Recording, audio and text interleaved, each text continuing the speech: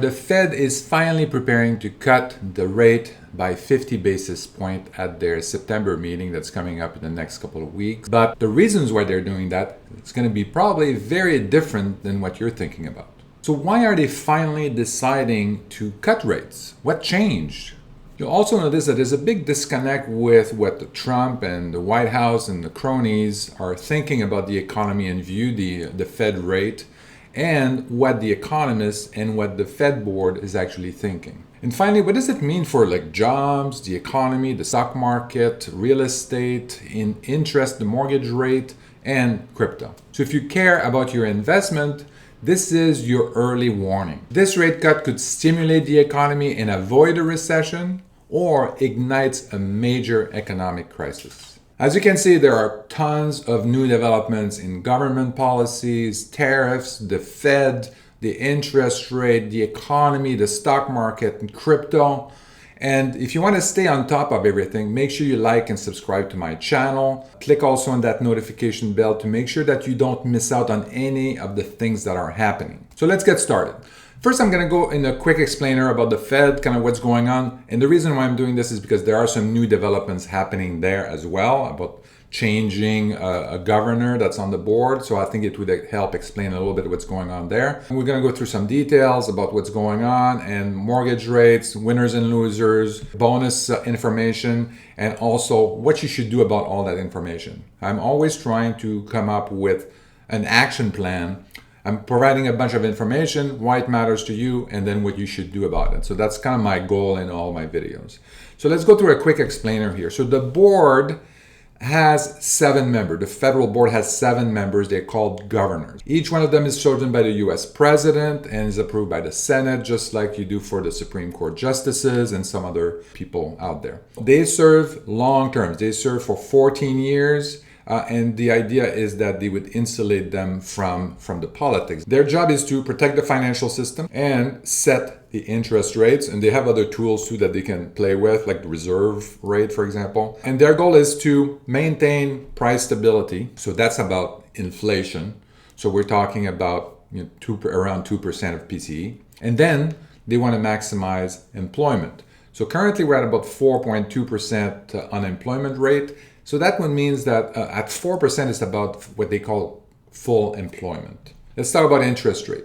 So the interest rate is set by the Federal Open Market Committee, the FOMC, and that has 12 members. Federal board has 7 members. They're called governors. So that's 7 votes. Then you have another vote coming from the New York bank president. And then we have 4 bank presidents that are on a rotation basis. This year on the governors board, we have Powell, obviously, Jefferson, Bowman, which was also asking for rate cuts, Barr, Cook, Kugler, who's actually going to get out of the board, is actually going to resign, and then Waller, who's also in favor of the cuts. Then we have Williams. This is the New York bank president, and these are the 4 that are currently on rotation. This makes it the 12 vote. They vote. They look at all the data, and then they decide what they're going to do about that. First of all, Mary Daly. So we didn't see her as part of the FOMC board, so she's not voting.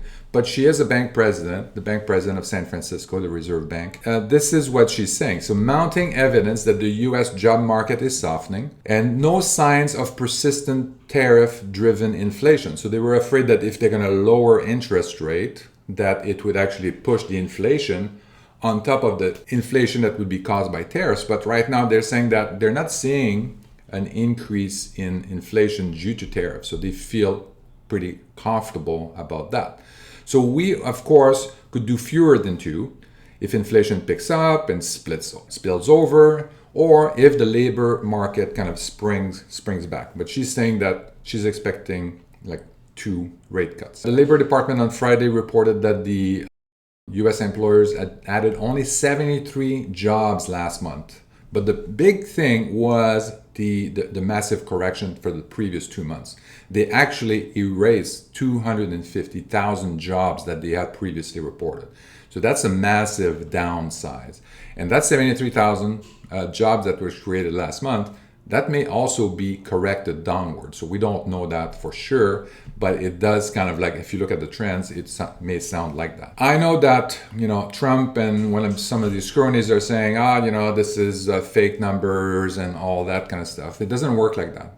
There's lots and lots of people that are collecting all the data. They present the data the way that it is. This nonpartisan, it looks kind of funny because they make massive correction, but this is because it's based on a survey, and then some of the surveys come late or whatever, and they get adjusted downwards. Those figures, to Daly's mind, don't mean the job market is precariously weak in times of economic sluggish. She said the raw employment numbers is okay, but what's important is really the percentage of unemployment rate, which went up by 0.1%, so at 4.2%. She said, looking at broader dashboard of labor market measure, there's evidence after evidence that the labor market is softening quite a bit compared to last year. You can also look at the Warren reports, WARN, and you can see a lot of information about the announced layoffs that are planned for the rest of the year. Another article here on Bloomberg about Fed's Kashkari. He said that the rate cut may be appropriate in near term. He's a bank president also from the Bank of Minneapolis. And you didn't see him in the FOMC board either, so he's not voting, but he said that the slowing of the US economy may make an interest rate cut appropriate in the near term,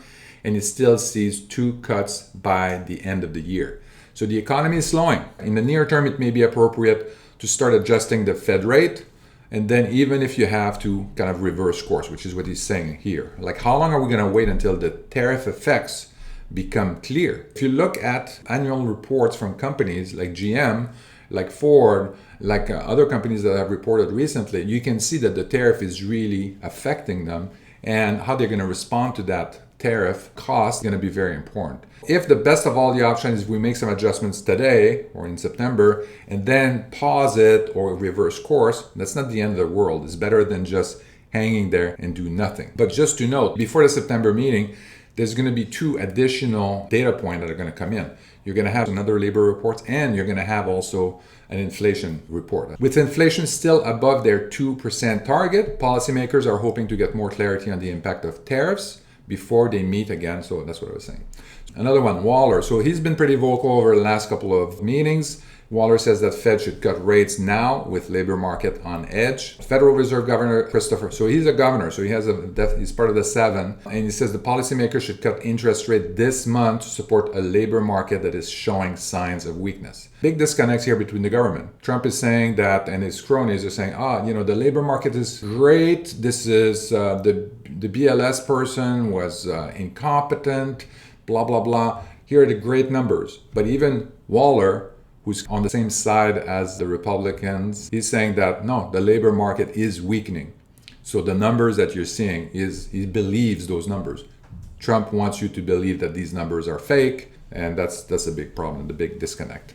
Now, with inflation near target and the upside risk of inflation limited, we thought tariffs would have impacted the prices by now in inflation. We're not seeing that. So we should not wait until the labor market deteriorates further. We should cut rates now. It makes sense to cut the FOMC policy rate by, he's only saying 25 basis points. So looking across the soft and hard data, I get a picture of a labor market on the edge. Monthly employment report in June, published in July, showed a sharp slowdown in private sector job growth and a deceleration in wage growth as well. The task of analyzing the labor market has been complicated in recent months by Trump's rapid crackdown on immigration. So there's a lot of changes happening in the employment picture, and it's all muddy. So the economy is still growing, but its momentum has slowed significantly. We're also going to look at some of the GDP number, and the risk of the FOMC's employment mandate have increased, right? So there's 2 mandates: maximum employment and stable pricing. We think stable pricing, we're good. Now, we think that the labor market is going to go down. Let's act now to prevent further decline. Several other policymakers, including Governor Kugler and the New York president, which is also a voting member of FOMC, Williams, have expressed more concern about the potential impact of tariffs on inflation and have said they prefer to wait longer before lowering rates, but this might change when they meet in September. The whole idea for me is to get started, get ahead of these things before it starts going further down. If you wait until the labor market deteriorates, then it's too late. Once you start laying people off, it's harder to kind of like bring them back in. Let's stimulate the economy now. So Waller has been among the names touted to succeed Jerome Powell. Considering the other names that I've seen that Trump is considering, is definitely the strongest candidate. The other one are just Trump cronies and idiots and incompetent people. Let's look at the job reports. So the Federal Reserve actually believes these numbers. I know Trump wants you to believe that these numbers are fake and blah, blah, blah. I believe these numbers. The non-farm payrolls, the 73, rose by 73,000 jobs only. But the important thing is that the employment rate went up from 4.1 to 4.2. So the big story was revisions to the prior months. So it was like basically eliminating 258,000 jobs that were previously reported. These jobs never happened. This is the big thing. Is this 73,000 numbers when we come back next month? Is it still going to be 73,000 jobs that were created? Or is it going to be revised downward? Is it going to be revised to zero? Or is it going to be revised to negative, meaning that we are losing, we're not creating any more jobs, we're actually losing jobs. When we look at these numbers, this is what we're seeing. This is the current numbers, the all employees total non-farm, and then you can see the numbers here, seriously declined. They were much higher before, and this is where we are right now for the month of July. That's what they have. We'll see what that numbers comes in when we look at August. So this is probably going to be revised further. And it's not unusual. They've done that throughout the history. They've always revised the numbers up or down as they get more information. Now this is what we see here. When we look at these articles with Mary Daly, Kashkari, and Waller. So what are they saying? They're seeing a softening in the economy. They're seeing a softening of the labor market, which means that we're going to increase, the unemployment rate is going to increase, and the Fed is looking at that and say, okay, we need to do something about that. And then it looks like the inflation is under control, so we don't need to worry about that. So we're good here. Like, it should be pretty easy. We should be able to cut rate, and we don't have a risk of increasing inflation. Now let's look at the GDP. So the GDP is also like part of the economic picture. It's a little bit confusing to look at that. So the GDP is consumer spending plus business investment plus government spending plus exports minus the imports. So this is what it looks like. And then when you look at some of these articles, I mean, it sounds great, right? You look at this article, the rebound in U.S. economic growth. We had a shrinking of the GDP of the economy in Q1 of this year, minus 0.5%. And even that's kind of like muddied with import-export and all that kind of stuff. So it's not also a clear picture of what's going on. And then you look at Q2, and then you kind of get like other kind of mixed messages as well. It's not clear what's going on in here.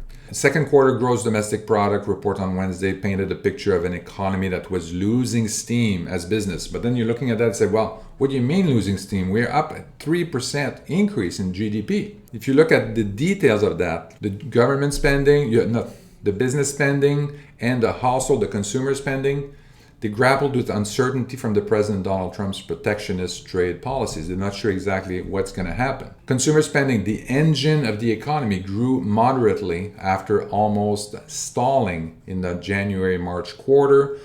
Business investments in equipment slowed sharply, followed double-digit growth in prior quarter. So this is why I kind of pulled out these numbers. A lot of times, we're just looking at the top numbers, 3% growth, minus 0.5%. There's some details in here. So if you look at consumer spending, this is Q1 2025, change in Q1. So you can see that only 0.5% increase of consumer spending from a year before. So this is very, very small. And that's why I say it looks like it's stalling. The consumer spending is stalling. Business investment, a whopping 23% increase. This is massive. So you think, wow, this is great. But the reason why they're doing that is also important. So this is Q1. Then we had Liberation Day, and then we had the Q2 changes. So this is Q2 changes of this year, 2025, compared to Q2 of 2024. And then you can see now the consumer spending kind of like went up a little bit. But look at the business investment, minus 15%. So it looks fantastic here, and it's look absolutely horrible there. And that's because they basically pulled some of the spending in equipment, etc., they pull that up front before Liberation Day, before the tariffs come into play. And then when it comes to Q2, then they basically reduce the spending dramatically before the previous level. So that's what's happening there. So let's go back to the article here. So here you can see, plus 3%. That looks fantastic, but this is not the full picture. And this is what, a lot of people out there, they just stay at that level saying, plus 3%, everything is good. It's not good. You have to look at the details. The same thing people are looking at the stock market. I say stock market is going up, but stock market is not the economy. So you have to look at the details. U.S. economy growth slowed through the first half of the year. Consumer reduced spending. Trump administration's frequent and unpredictable shifts in trade policy. This is the worst thing you can do to an economy, is be unpredictable. It doesn't matter how you change the rules. As long as I know what the rules are, I can adapt my business to the new rules.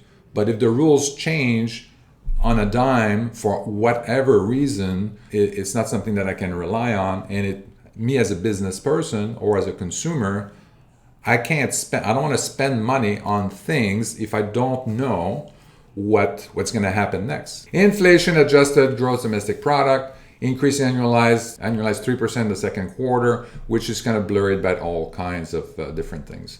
So because swings in trade and inventories have distorted overall GDP this year, economists are paying closer attention to the final sales, to private domestic purchasers, an error metric of demand. So this measure rose by 1.2% in the second quarter.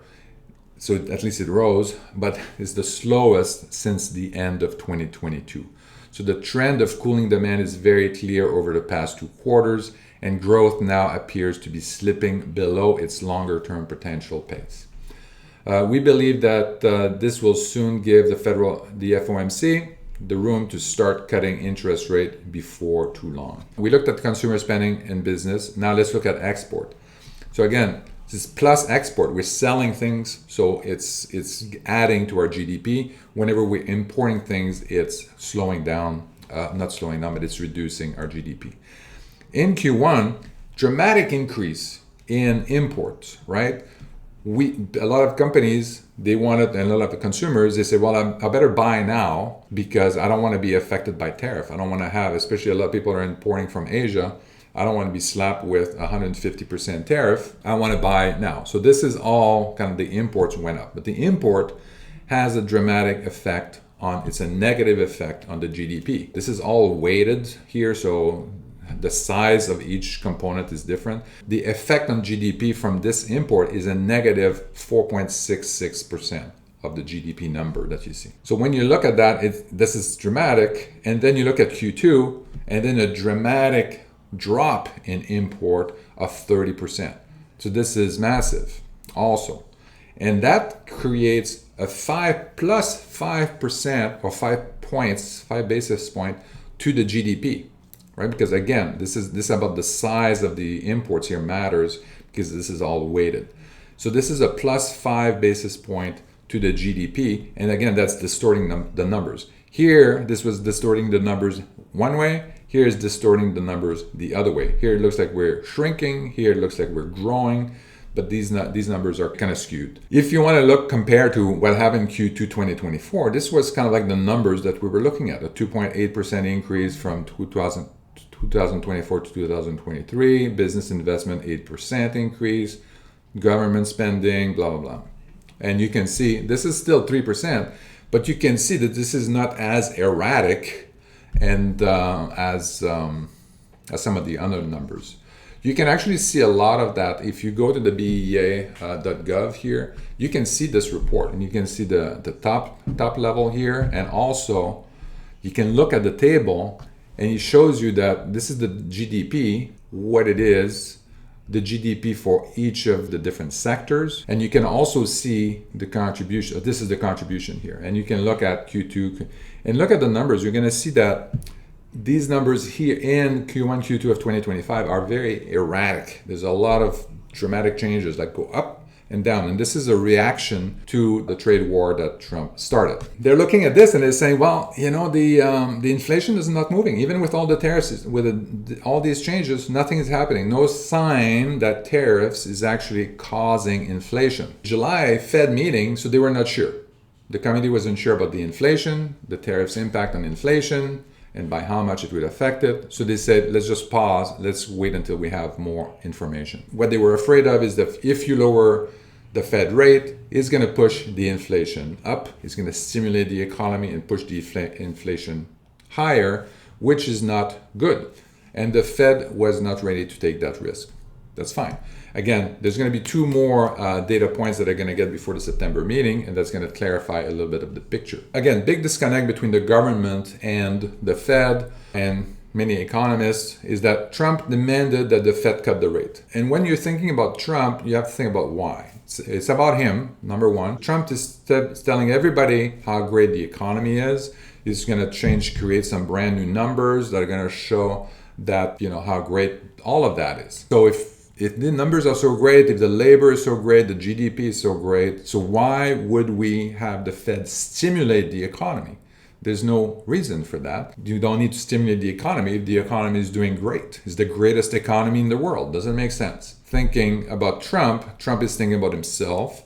So Trump is also now, he's a crypto guy now. The lower interest rate means higher crypto prices. And we've seen that before. A couple of articles here from Motley Fool here. There could be an interest, so that was April 2025. So there could be an interest rate cut on the horizon. Here's how that might affect cryptocurrency prices. What happens to cryptocurrency prices if there's a rate cut? In which cryptocurrencies would become most attractive in a lower rate environment? Well, the general rule of thumb is that rising interest rate result in lower crypto prices, while declining interest rate result in higher crypto prices. The way to view it is that when the rates are lower, the cost of borrowing was lower, and risky assets suddenly appear more attractive on a relative basis. So this is why it would normally generate an infusion or inflow of money into crypto. So cryptocurrencies like Ethereum or Bitcoin would definitely benefit from that. And we've seen an example of that during the COVID. So they're giving some example here on how Bitcoin has skyrocketed in value to, at the time, was an all-time high of $69,000 in November 2021. Now, which cryptos should you buy? Said Bitcoin appears to be the obvious beneficiary. Another thing too, again, you have to think about Trump. Personal pick right now would be coins with significant exposure to the DeFi sector. That's what World Liberty Financial, the crypto company affiliated with the Trump family, appears to be loading up on. So these coins also performed very well during 2021 crypto bull market cycle. Try to follow what the other people are doing. I think Trump is out there to enrich himself, and the other cronies knows about that. Follow them to know exactly what policies they're going to create to enrich themselves. I know it's a little bit cynical point of view, but that's what they're doing. This is about surviving in this economy. Keep your eyes open on everything that's going on. So by lowering rate, the Fed can stimulate economic activity, making it cheaper to borrow. And basically, they're repeating the same thing. Basically, it's cryptocurrency should go up, the Bitcoin, Ethereum, etc. So that's one thing. Trump is a crypto guy now, and then so lower interest rate means higher crypto. Trump also has a lot of commercial loans, and many of these loans have flexible rates, and these rates are dependent on the prime rate plus points, or SOFR with points, or some kind of combination. So often they're flexible based on that, and these are they go hand in hand with the Fed rate. Also, Trump is comparing Fed rates in the U.S., interest rate in the U.S., with interest rate in other countries that are lower. And he's thinking that, well, how come they're paying only 1% and we're paying here 4% or whatever. So he's looking at that and saying this is not fair, blah blah blah, and we need to change that. Let's look at that. So mortgage rate. This is what really matters. I mean, it doesn't matter to most people what's going to happen to the Fed rate. Is that how is the Fed rate? If the Fed rate goes down, is that going to affect you, your mortgage, etc.? So let's talk about what drives mortgage rate. Inflation expectation. Is inflation going to go up or down? Bond market is obviously, this is a market for people that are going to buy the US 10-year bond. What does that mean? Who are these people? What makes them buy bond or sell bonds or not buy bonds? Investor appetites in general, and then economic outlook. So mortgage rates is a long-term bet on future inflation and the risk. So how does it play out when you look at the Fed rate? So if the Fed cuts rates due to recession fear, so the mortgage lenders usually, the mortgage rate is going to drop because people don't want to invest, right? There's a recession fear. I don't want to invest. I'm not going to buy a house. I'm afraid I'm going to lose my job. So demand for mortgage drops and the mortgage rates is also going to drop. If you're an investor on the other side, this is good. The mortgage drops. That means you get to invest things and it makes more sense. Fed cut rates, but inflation, if the inflation stays high, that means mortgage rates may stay high and even rise because the lenders will ask themselves, will I get paid back? What is the risk associated with lending you money? And what's the value, the real value of the dollars in the future? When you get a loan, especially a 10-year loan or a mortgage, you get the money today, but then you pay back the money with a lower value because of the inflation, right? So a lower purchasing power in the future. As a banker, as a lender, if the inflation is very high, I know I'm going to lose purchasing power when you pay me back in the future. So I'm going to command a higher interest rate. So this is also the real interest rate.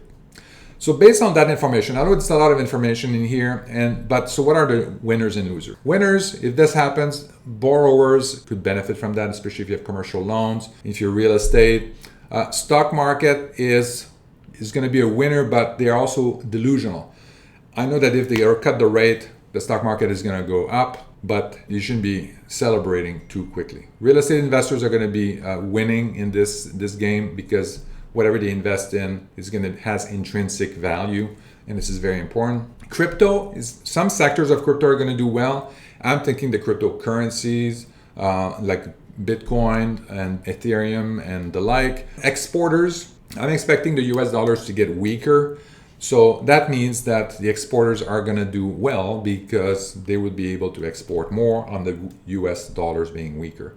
Some of the losers, savers and retirees, they're counting on a certain level of interest in order for it to make sense. If you're going to do annuities, if the inflation goes up, their purchasing powers actually goes down right away. There's no way for them to recoup or increase their purchasing power unless they invest in something. Bond investors are going to be a loser as well. Consumers, US dollar weaker means that everything that you import is going to get pricier. Homeowners will also, if you're planning to buy a home, I'm saying don't buy a home, invest in real estate and sell. Crypto, I have some losers in crypto. It's going to be stable coin because if the US dollar is going to go down, it's going to get weaker. That means that, the stable coin is also going to get weaker in terms of purchasing power. But also, the companies, the makers of the stable coins are going to see their profit go down because they're going to be invested in US treasuries, the short-term US treasuries, and this is affected by the Fed rate immediately. And this is what they're counting on to make money, is the yield that they get on the US treasuries. Where are we with all this? Lots of information, and I am trying to make sense of all of this and come up with a plan here. And we are really at a crossroads. So there are so many variables on the table. A lot of them are absolutely unpredictable because the person that is causing the unpredictability doesn't even know himself what he's going to do next. That's impossible to predict which direction it's going to take, but we can take a shot at it, and that's why I'm paid the big bucks or not. So before the Fed decision, we'll have 2 new data points on the labor and inflation. Now, if unemployment goes down, then the Fed will probably not cut rates. So that means employment, the labor market maybe is getting better, whatever. They may wait a little bit.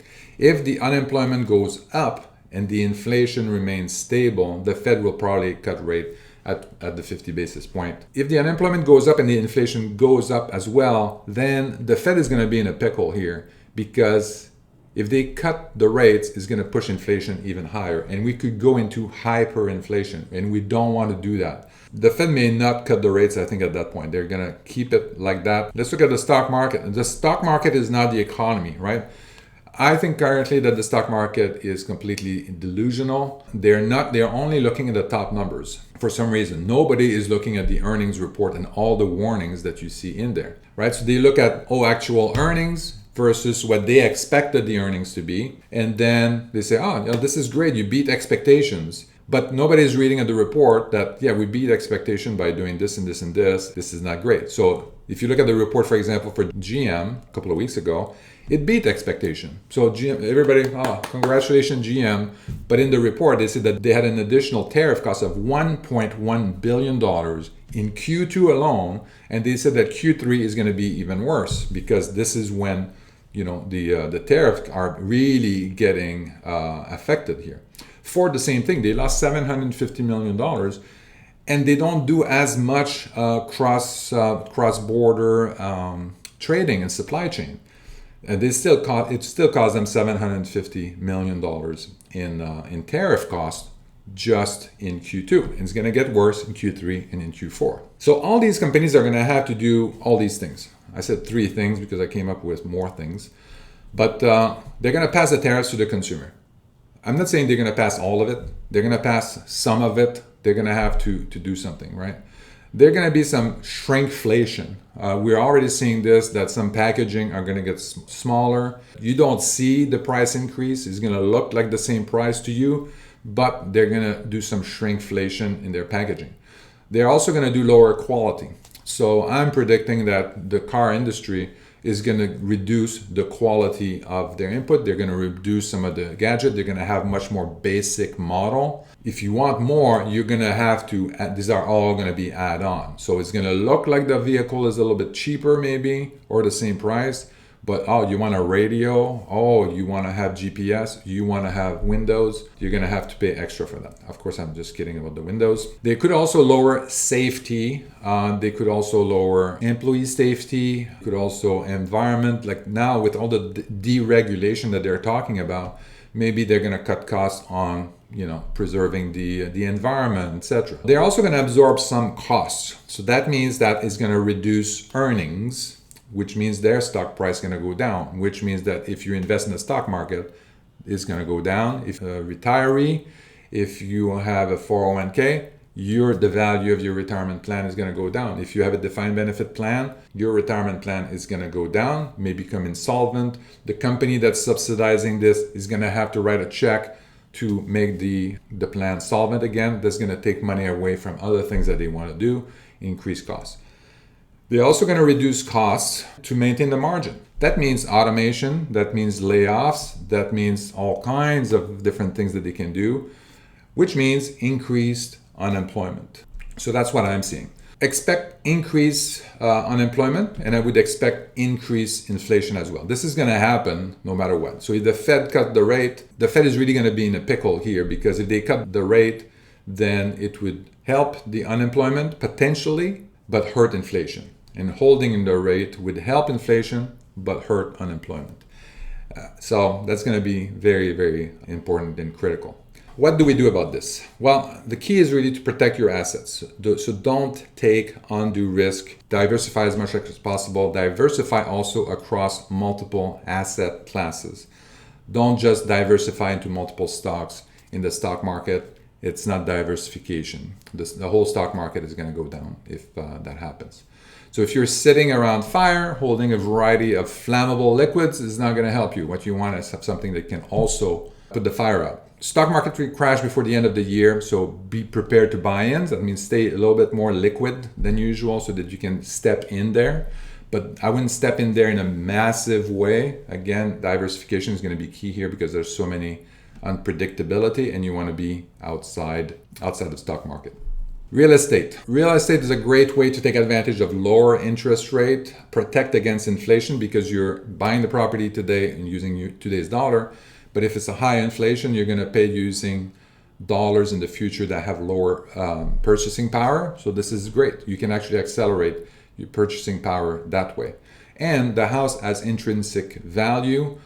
I like cash flowing rental properties, multifamilies and single family rentals. The rent pays the bill and then the mortgage, and you still have a little extra cash at the end of the month. So that's, to me, that's the best investment right now. Leverage is key. I do not recommend buying a home at this time. So this is probably one of the worst time to invest in a home. You're going to have a bunch of dead equity in there that you can't use. And this is a time where you should be prepared to take advantage of some opportunities here that's going to happen in the stock market, that's going to happen in real estate. You can invest in real estate, but don't buy a home is all I'm saying.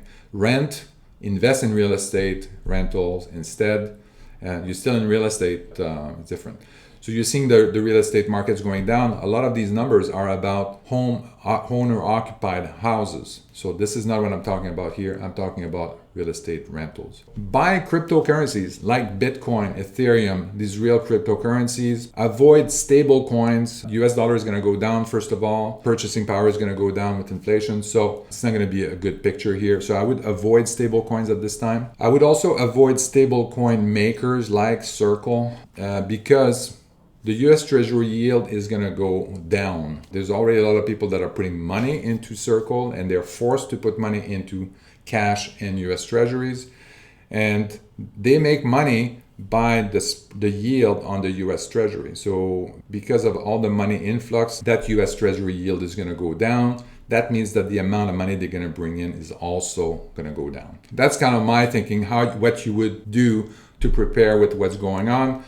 Stay liquid and flexible so that you can adjust rapidly to changes in the environment. Now you know what the Fed cuts is going to do to crypto, to the US dollar, to your job, inflation, etc. But this is just the beginning. This is going to be constant changes.